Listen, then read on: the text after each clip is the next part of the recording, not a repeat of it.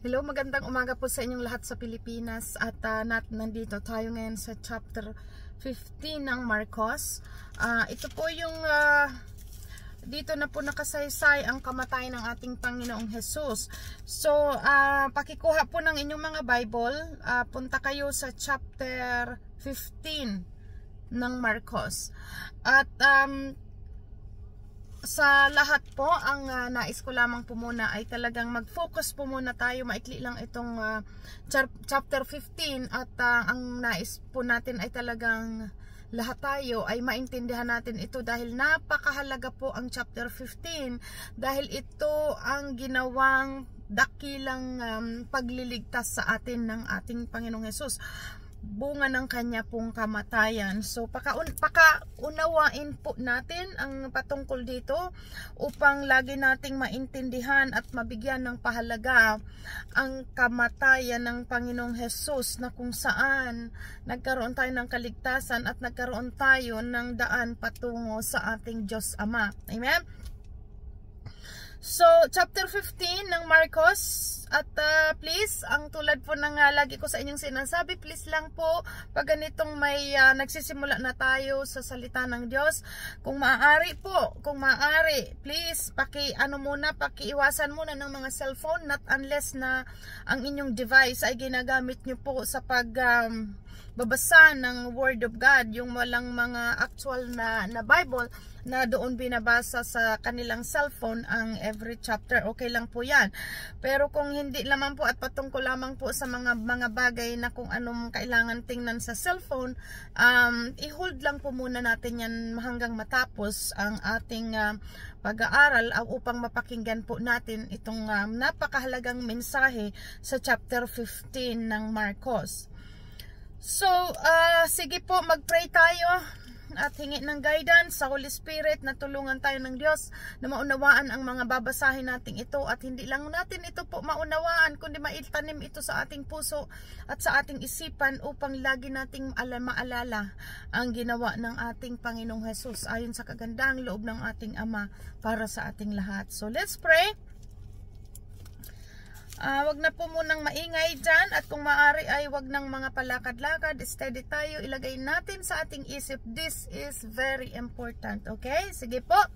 Hallelujah. Dakilang aming Diyos sa langit, ikaw po ang aming Ama na nakamasid sa amin sa oras na ito, at pinapasalamat namin sa iyo ang mensahe mong ito, Lord, sa amin sa chapter 15 ng Marcos, na kung saan nagpapaalala na naman ito sa amin, O Diyos, nang ginawa mo, Panginoong Hesus, ang kadakilaan yung mga paghihirap niyo pong tiniis alang-alang sa amin na iyong mga anak. Kaya Ama, pinupuri ka namin, O Diyos, sa ginawa niyong ito po. Pinasasalamatin namin ito sa iyo, at ang patuloy niyo pong pag-remind sa amin ng kahalagahan ng kamatayan ng Panginoong Hesus upang kami makalapit sa Ama. At salamat sa Banal na Espiritu, O Lord, na hindi mo kami nga iniwanan dito na nag-isa, bagkus nung ikaw ay umakyat sa langit, iniwanan mo sa amin ang iyong Banal na Espiritu na siyang tagapagturo namin at nagpapaalala ng iyong mga ginawa dito sa lupa. Kaya salamat po, Ama, pinasasalamatan ka namin sa ngalan ng aming dakilang tagapagligtas, ang aming Panginoong Hesukristo. Amen. Okay, chapter 15. Ito po ay ang tungkol sa harapan ni Pilato. Sabi po dito, kinaumagahan, nagpulong ang mga punong pari, mga pinuno ng bayan, mga tagapagturo ng kautusan, at iba pang bumubuo ng kataas-taasang kapulungan ng mga Hudyo. Ipinagapos nila si Jesus at dinala kay Pilato. Ikaw ba ang hari ng mga Hudyo? Tanong sa kanya ni Pilato. Ikaw na ang may sabi, tugon naman ni Jesus. Nagharap ng maraming paratang ang mga punong pari laban kay Jesus, kaya't sila'y muling tinanong ni Pilato, wala ka bang isasagot? Narinig mo ang marami nilang paratang laban sa inyo. Ngunit hindi pa rin sumagot si Jesus.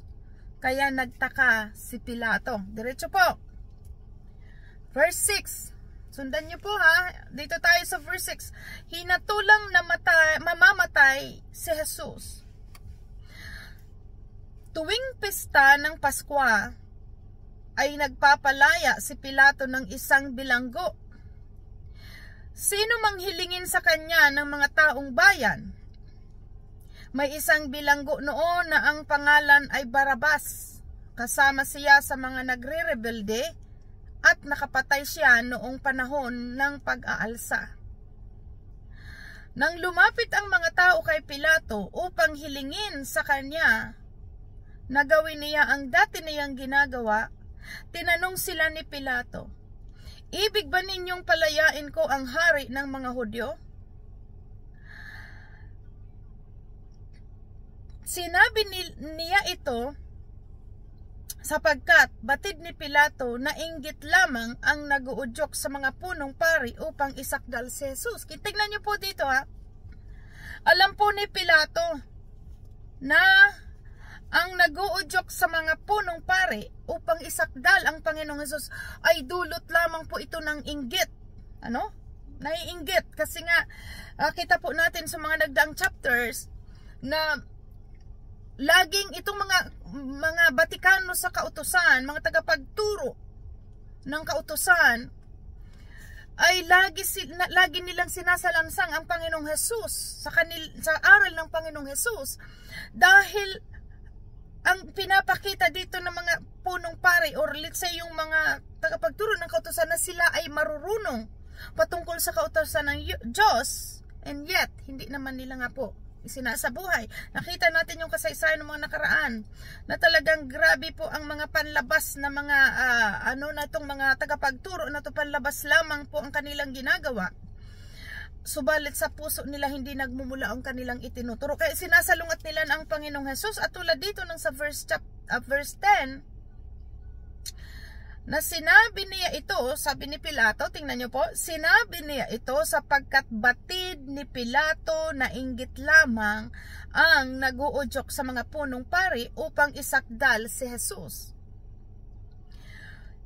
Ngunit sinulsulan ng mga punong pari ang mga tao na si Barabas ang hilingin at palayain. Kita niyo po, no? Grabe ang nagagawa ng suhol. At kahit ang tao, tingnan niyo po dito, kahit alam ng tao na walang kasalanan ang Panginoong Jesus, pero dahil sa suhol, yun po, natitwist ang katotohanan, ano? At alam natin yan, yun nangyari din yan inudyukan si Judas, na ipagkanulo ang Panginoong Jesus dahil po yun ay sa pera.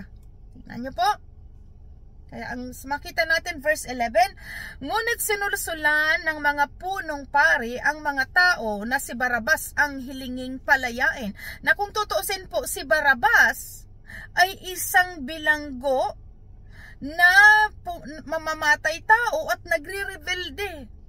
Pero mas yun ang ginusto ng tao kisa sa napalayain, kisa sa Panginoong Jesus na wala silang makitang kasalanan.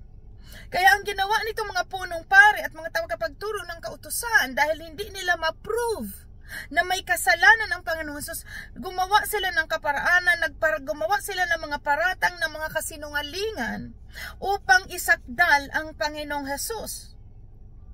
Tingnan niyo po, hiniling nila sa verse 11 na palayain si Barabas instead na ang Panginoong Jesus. Verse 12, tingnan niyo po, kaya't muli silang tinanong ni Pilato, ano naman ang gagawin ko sa taong ito na tinatawag ninyong haring mga Hudyo? Ipako siya sa krus, sigaw ng mga tao. Bakit ano ba ang kasalanan niya? Tanong ni Pilato. Ngunit lalo pang sumigaw ang mga tao, ipako siya sa krus. Kita niyo po, kasi itong mga taong ito binayaran, di ba? Binayaran, sinuhulan. So, kaya po walang dyan tatanggap sa mga suhol, lalo na ngayon malapit ng eleksyon. Naku po, huwag kayong tatanggap ng suhol. Ang lagi nyo pong tingnan kung ano ang katotohanan, dahil kung nasaan ang katotohanan, doon sinasamahan tayo ng Diyos. Amen? So itong mga ganitong tao na nagmumukhang pera dahil lamang sa suhol, ano po? Dito kadalasan napapahamak ang tao. Dahil sa pera, binabaliktad nila ang katotohanan. upang masunod lamang nila ang gusto. Tandaan po natin, ang taong gumagawa ng suhol, wala yan sa katotohanan. Dahil hindi mo na kailangang suhulan ang sino man para lamang mapabuti ang paningin ng tao para sa iyo. So malinaw po sa mga taong sumusuhol, sila po ay wala sa katuwiran. Malinaw po dito. Wala sa katuwiran dahil sila'y nadadala lamang ng suhol. Kung ano ang ibinigay, napapasunod sila ng pera. So kita niyo po anong nangyari dito. Verse 14. Bakit ano ba ang kasalanan niya, tanong ni Pilato, ngunit lalo pang sumigaw ang mga tao, ipako siya sa krus. Sa paghahangad ni Pilato na pagbigyan ang mga tao, ito din, si Pilato din, tao lagi ang mga hinahanap na mga, lagi pong compromise para walang masabi ang tao. Ganon lagi, Pero tinuruan tayo bilang mga Kristiyano, lagi ang unahin natin ano ang masasabi sa atin ng Diyos, dahil ang Diyos po ang may hawak ng lahat sa ating buhay, at lahat sa atin ay ang Diyos ang may control, ang Diyos ang may kapangyarihan sa atin. Ibig sabihin, dahil sa Kanya tayo nabubuhay, kaya ibig sabihin ang Diyos dapat lagi ang bigyan natin ng parangal. Pero tingnan niyo po, pagdating naman dito, matapos kita niyo po sinuhulan itong mga punong pari ang mga tao, mga tagapagturo ng kautusan upang isakdal ang Panginoong Hesus. At ito namang si Pilato, alam naman ni Pilato na wala siyang makitang kasalanan sa Panginoong Hesus, pero anong ginawa niya po sa verse 15? Sa paghahangad ni Pilato na mapagbigyan ang mga tao uli, pinalaya niya si Barrabas, at si Jesus naman ay kanyang pinahagupit at pagkatapos ibinigay sa kanila upang ipako sa krus. So yun po ang nakakalungkot maging ngayon sa kapanahunan, na kahit hayag sa mata ng tao na mali ang ginagawa ng isang leader man o anumang may katungkulan, kapag pinairal ang pera, napapaikot po ang hustisya. I mean, doon nabubulagan ang tao dahil sa pera, sa mga suhol na pera. Pero po, tinuruan tayo ng salita ng Diyos, manindigan tayo sa katotohanan. Huwag tayong sa pain ng kaaway, mga suhol. Ibig sabihin, ito po ang tatandaan natin, sa bawat suhol ng tao, ibig sabihin, wala yan sa katuwiran, dahil gusto niyang gawing mabuti siya sa paningin, o i-twist yung katotohanan, kaya siya sumusuhol, kaya siya naglalagay, kumbaga, yun nga po dito. At ito naman si Pilato, dahil sa paghahangad niya sa tao, napagpurihan siya ng tao, kalugdan siya ng tao, kahit alam ni Pilato ang katotohanan na ang Panginoong Hesus walang kasalanan, mas pinakinggan niya ang tao, Yan po ang nangyari. So diretso tayo. Verse 16, hinamak na mga kawal ni Jesus. Hinamak ng mga kawal si Jesus. Dito sa verse 16, pakinggan po natin. Dinala ng mga kawal si Jesus sa bakuran ng palasyo ng gobernador at kanilang tinipon doon ang buong batalyon. Sinuotan nila si Jesus ng balabal, kulay ube. Kumuha sila ng halamang matinik, ginawa iyong korona at ipinutong sa kanya. Pagkatapos sila'y pakutyang nagpugay at bumati sa kanya. Mabuhay ang hari ng mga Hudyo. Siya'y pinagahampas sa ulo, pinagduduraan at pakutyang niluhod-luhuran. Matapos kutyain, hinubad nila sa kanya ang balabal na kulay ube, sinuotan ng sarili ng damit at inilabas upang ipako sa krus. Kita niyo po to, Kita niyo ang ginawa ng mga to sa Panginoon. Sila yung mga tao na sa alam ang kautusan, o mga let's say, yung mga namumuno na dapat sila ang nagbibigay ng katarungan. Subalit di sa sitwasyong ito, dahil sila ay nasuhulan, anong ginawa nila? Kinukutya, pati nila ang Panginoon Sus. Kinukutya, pinagduduraan, nuluhod-luhuran, di ba? hinubaran, lahat pong ginawa ng pangungutya. Ginawa ng mga taong ito. At ito sa atin naman bilang ngayon mga anak ng Diyos. Ito ang dapat natin pong alalahanin.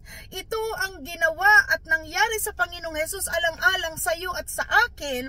Dahil sa ating mga kasalanan, ito ay kanyang binayaran sa pamamagitan nito at tiniis ng Panginoong Hesus ang lahat ng itong paghahampas sa ulo, pinagduduraan, pakutyang niludluran. Ito po ay dahil sa iyo at sa akin, sa ating lahat na mga makasalanan. Ginawa ito ng Panginoong Hesus pagsasakripisyo upang makalapit po lamang po tayo sa Diyos Ama. Amen? So naintindihan natin ngayon, alalahanin natin ito at maging sanawa, maging dahilan ito na talagang ang bawat isa sa atin ay matutong sumunod sa salita ng Diyos dahil walang ibang hinahangad ang Diyos para sa ating ikabubuti. Ginawa niya po ang lahat. Ginawa ng Panginoong Hesus, i-picture out po ninyo kung ano ang ginawa ng ating Panginoon alang-alang sa iyo at sa akin na makalaya tayo sa kamay ng kaaway. Amen? So, dito na po ipinako sa krus si Jesus.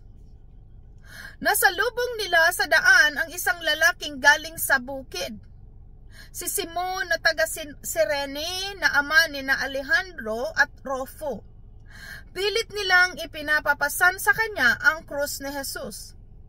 Kanilang dinala si Jesus sa lugar na tinatawag na Golgotha, na ang ibig sabihin, puok ng bungo. Sila'y binigyan nila ng alak na may halong mera, ngunit hindi niya ito ininom.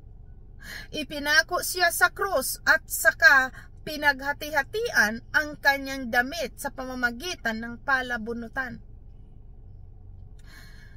Tingnan niyo po verse 25. Ikasiyam ng umaga nang ipako siya sa krus.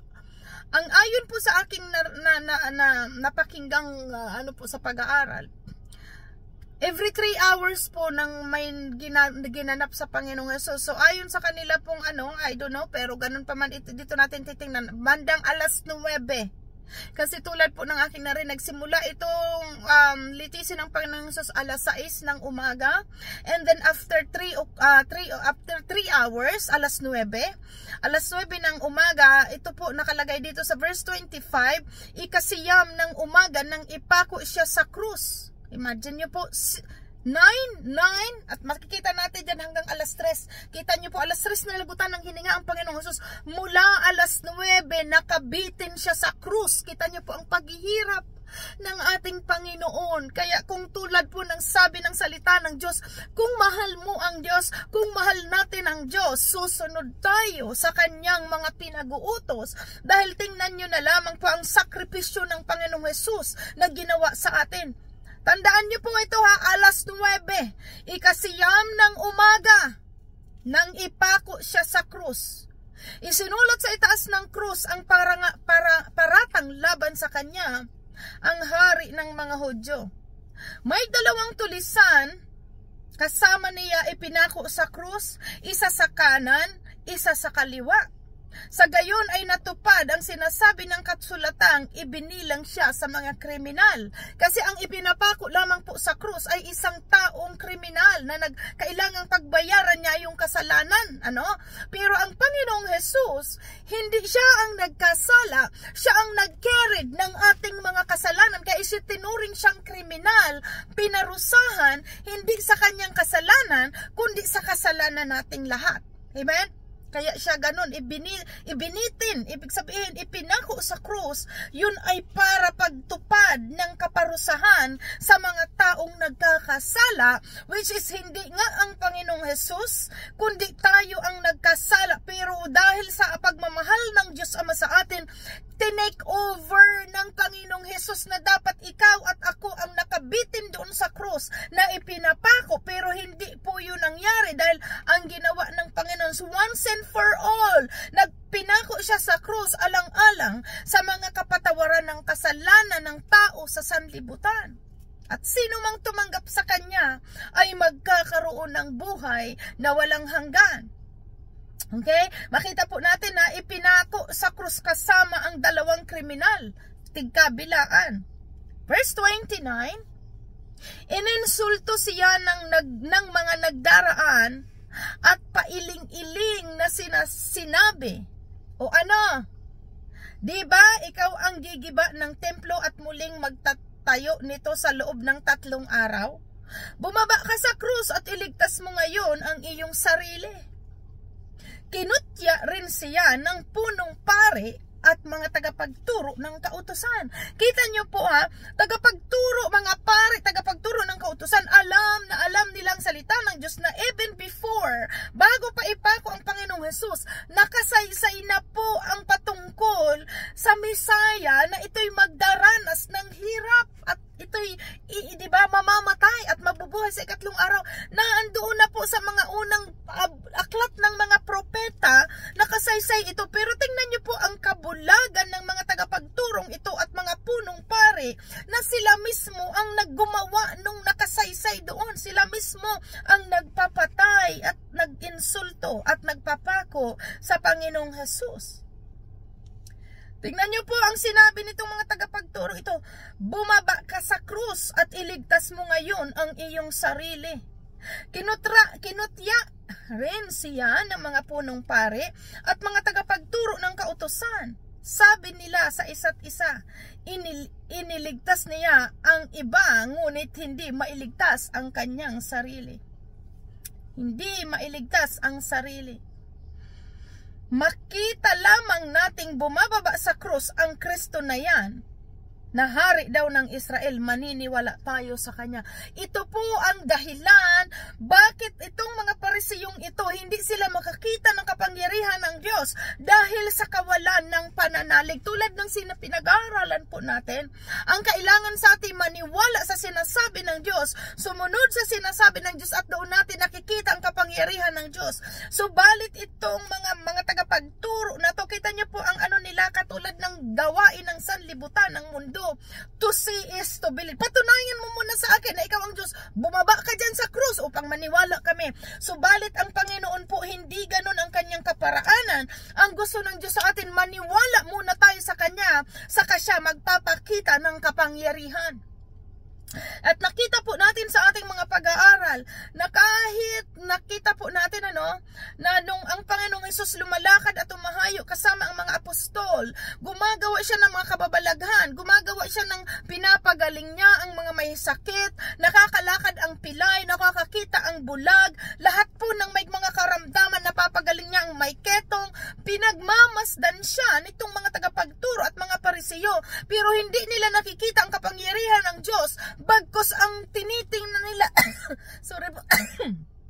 ang tinitingnan nila, lagi ay naghahanap sila ng bagay na ibabato sa Panginoong Hesus. Lahat siya ay lagi siyang hinahanapan ng mga bagay na para siya ay para po siya ay anong tawag dito, salungatin. Katulad na lang nung araw ng araw ng pamamahinga, 'di ba? Na nagpagaling siya. Yun yung hinahanap lagi na itong mga tagapagturong ito ng kautusan. Dahil nga, tulad ng sabi ni Pilato dito sa verse 10, alam ni Pilato na inggit ang umiiral sa kanila. Ang Panginoong Hesus nakakapangaral ng may kapangyarihan. Dahil ang Panginoong Hesus talagang kitang-kita ng madla sa mga nananalig sa Kanya. Nakikita ang kapangyarihan ng Diyos. Subalit itong mga bulag na ito po ang pinaunawa sa atin ng salita ng Diyos. Ang isang tao na punong-puno ng sama ng loob o galit o inggit sa puso, wala po yang nakikitang mabuti. Kahit gawan mo yan ng gawa ng mabuti, dahil ang puso niya puno ng inggit, wala yang makikitang mabuti sa iyo. Lagi yan may masasabi at masasabi dahil ang umiiral sa puso ng taong yun ay inggit. No wonder, ganun nga po ang nangyayari sa karamihan sa mundo na hindi nakakakilala sa Panginoon, na maging tayo man noon, nung mga hindi pa tayo talaga tunay na turuan ng salita ng Diyos. Laging may inggit, at ang inggit, napakalino sa ating pag-aaral, ito ay pumapatay ang inggit. Kapag ito'y naging matindi ang inggit ng tao, katulad ng nangyari ito sa mga tagapagturo ng kautusan at mga punong pari dahil sa kanilang inggit, nagawa nilang ipapatay ang Panginoong Hesus. Although ito ay nakasulat na, pero sila ang nagamit ng kaaway para sila po ang magsakdal sa Panginoong Hesus. At ito po, malinaw dito, titan niyo po, sabi, maniniwala kami kung bababa ka dyan sa krus, ganun po ang tao. Pero ang Diyos po, tulad ng nakikita natin sa ating pag-aaral, nakaka-perform ang Diyos ng kapangyarihan doon sa mga taong nananalig sa Kanya, naniniwala sa Kanya. Kaya ang taong puro duda, puro doubt, wala silang nakikitang kapangyarihan dahil ang nag-iiral sa kanilang puso ay duda. Yun po, kalaban ng faith ang pagdududa. At dito nilait din siya ng mga nakapakong kasama niya. Pati yung dalawang yun. Natural sila ipako sa krus dahil sila ay makasalanan, pero ang Panginoong Hesus wala siyang kasalanan pero pinako sa krus dahil pag take over niya ng ating kasalanan na tayo ay mapalaya sa bagay na yun. Amen? O ito na po. Verse 33. Ang pagkamatay ni Hesus, nagdilim sa buong lupain mula tanghaling tapat hanggang sa ikatlo ng hapon. Nang ikatlo ng hapon, sumigaw si Hesus, Eloi, Eloi, lima sabachthani, na ang kahulugan ay, Diyos ko, bakit mo ako pinabayaan? Titingnan niyo po verse 25, ikasiyam ng umaga nang ipako ang Panginoong Hesus. Alas 12, nagdilim ang lupain. Talagang makita natin ito po talagang yung pagdilim, pag-eclipse na yon, pagdilim, pinatunayan dito ng Diyos na talagang sinusgahan niya ang kasalanan. Ibig sabihin yung pag-redeem ng kasalanan ng tao, na kumbaga pag-ahon, kumbaga yung katubusan ng kasalanan ng tao. Sabi dito, nagdilim ang buong lupain mula tanghaling tapat hanggang sa ikatlo ng hapon. So 3 hours. 9, 10, 11, 12. Mula ng alas 9 ipinako ang Panginoong Hesus, umaga, alas 9 ng umaga hanggang alas 12 ng tanghali, tanghaling tapat ng totally nag-eclipse, nagdilim ang lupain mula tanghaling tapat. 3 hours bago na naman namatay ang Panginoong Hesus alas 3 ng hapon. Kita niyo po, how many hours? 9, 10, 11, 12, 1, 2, 3, 6 hours na nakabitin ang Panginoong Hesus doon sa krus. Nakabitin, nakapako. At alas 3 nga po siya nalagutan. Imagine niyo po ang sakit at hirap. Dahil before pa po ang Panginoong Hesus ipako sa krus, habang po siyang naglalakad, siya ay pinagahampas na. Makita nyo, pinagahampas na siya sa daan. Pinapasan siya ng krus. Kaya halos makita po natin yung illustration nga dito sa ng movie ng Passion of Christ. Makita natin talagang grabe po ang halos hindi na makakita ang Panginoong Hesus. Dahil talagang bugbog sarado siya. Halos yung luray-luray ang kanyang laman. And then, pinako siya sa krus. Mula alas 9 ng umaga hanggang alas 3 ng hapon. Imagine niyo po yan. Dahil noon hindi natin ito alam. Hindi natin na-feel ang kadakilaan ng Diyos sa ating buhay. Pero nung sinuyod natin ang salita ng Diyos, kita niyo po, ganito ang ginawang paghihirap ng Diyos para sa ating lahat. 6 hours siyang nakabitin doon, nakapako, at kita niyo po, matindi sobra po. Aside from sakit, daan doon pa yung pag-iinsulto. Kaya alam niyo po, it's about time na sundin po talaga natin ang ating Diyos. Dahil malinaw ang sinasabi ng Panginoong Hesus, kung talagang mahal niyo ako, sabi ng ating Diyos Ama, kung mahal niyo ako, susundin niyo ang aking mga utos. Sino mang nagmamahal sa Diyos, sa ginawa niyang ito, talagang mamamahal natin ang Diyos sa kanyang ginawa. At dahil mahal natin ang Diyos, susunod tayo sa command ng Diyos kung ano mga bagay na pinag-uutos niya sa atin, dahil wala siyang ibang hinangad kundi para po sa ating kabutihan. Amen? Alalahanin niyo po ang ginawang ito ng Panginoong Hesus para maging silbing kalakasan ng ating buhay araw-araw at maglayo sa atin sa pagkakasala dahil pinatawad tayo sa pamamagitan ng kanyang pagkamatay. Amen? Verse 35, narinig ito ng ilang mga nakatayo roon at kanilang sinabi, pakinggan ninyo, tinatawag niya si Elias. Hindi nila magets ang sinasabi ng Panginoon. Hindi nila maunawaan ang mga patungkol sa Panginoon. Verse 36, may tumakbo upang kumuha ng isang espongha. Ito'y isinawsaw sa maasim na alak, inilagay sa dulo ng isang patpat, ipinasipsip kay Jesus.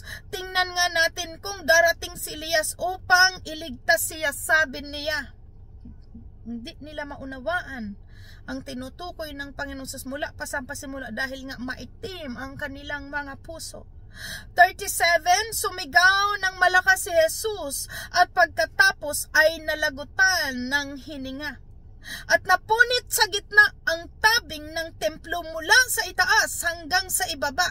Ito po yung tinutukoy na naituro sa atin dahil sa Old Testament sa pag-aaral po natin na laging yung mga Levites, yung mga punong pari at mga parang tagapaglingkod sa templo, makita natin sila ay naglilinis bago sila makapasok doon. Nag-aalay sila sa Diyos ng mga hayop po sa kay kapatawad ng kasalanan, and once a year may pumapasok na pinakapunong pari doon sa Holies of Holies na siya lamang po ang may karapatang makapasok doon at siya ang nag-aalay ng kasalanan ng lahat kasama ng kanyang mga sarili, nag-aalay upang sa ikakapatawad ng kasalanan ng lahat. Ito po yung Holies of Holies. Kaya makita natin sa pag-aaral natin, meron itong partisyon. Diba? May isa doong tabing na nakaharang dahil hindi pwedeng lahat pumasok doon sa Holies of Holies dahil isang tao lamang ang pwedeng pumasok doon once a year at ang paring ito may ritual na ginagawa bago siya pumasok doon na sinisigurado ng paring ito na siya pag pumasok sa Holies of Holies upang mag-alay ng mga handog para sa ikakapatawad ng mga kasalanan, sinisigurado nilang malinis siya.